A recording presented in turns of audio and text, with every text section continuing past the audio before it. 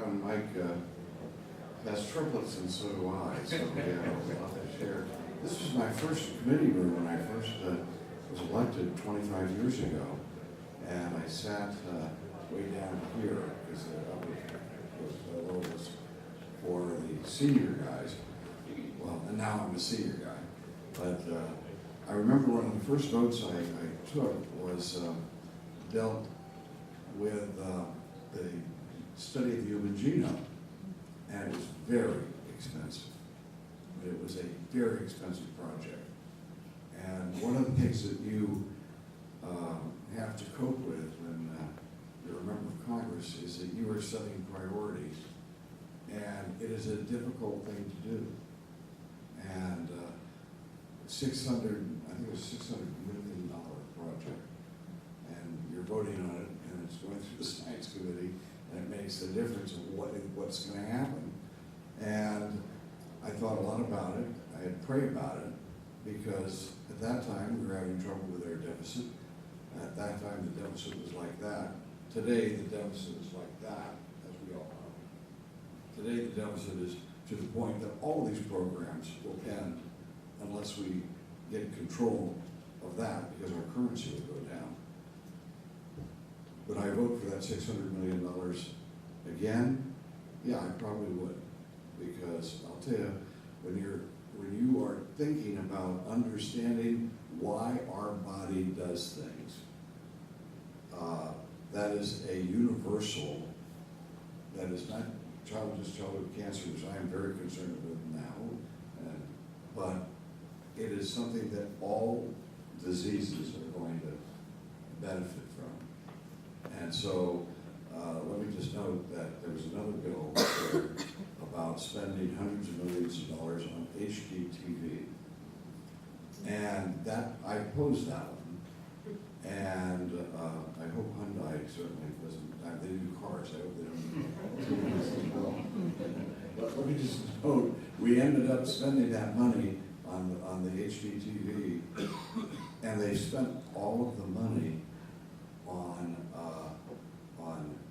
what they call it's not digital. It was what they call that the old type of television. What is it? Analog. That's what. Can you imagine that? Spending all this money on analog. Well, with that said, the government can really screw things up.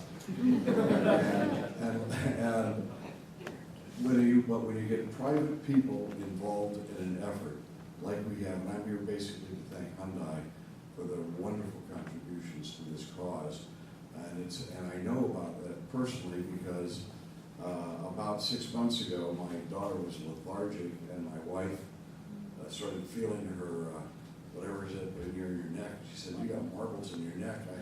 You must have an infection." And she had the blood test, and that guy tracked us down that night. He said, "You got to get your daughter over to Chalk. I've already called the Chalk, and they're waiting for you. If you're at the dinner table, which we were, you get off that dinner table, leave the dishes, get over to Chalk right now." And we did. And I will tell you, it really is a wonderful sight to go into Chalk and to see Hyundai's name up there, right? And what a great thing to contribute to know that you're bringing my kid in at the crisis of my life, and you've got a company that thinks enough for us to make a major contribution to help in that moment of crisis. She is now going through chemo, and she's lost her hair and everything. But I am singing the praises of Chalk and all of you who are directly trying to help those people. I mean, you've got so many families going through crisis right now. So whether it's direct research or helping the families, I think that's not a laudable thing. It's something that helps prove to the world that we have soul as American people. Now that's what's really all about. We care about each other as Americans, even though we represent every race, every religion, every ethnic group. We've even got a car company from way overseas who comes over here and becomes part of this benevolent part of our society.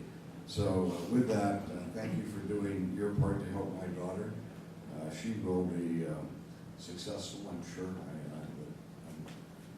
My wife is, right now, every day we've talked 3 or 4 times and tells me about the platelets here, and she had a transfusion yesterday at chalk. So thanks for helping out.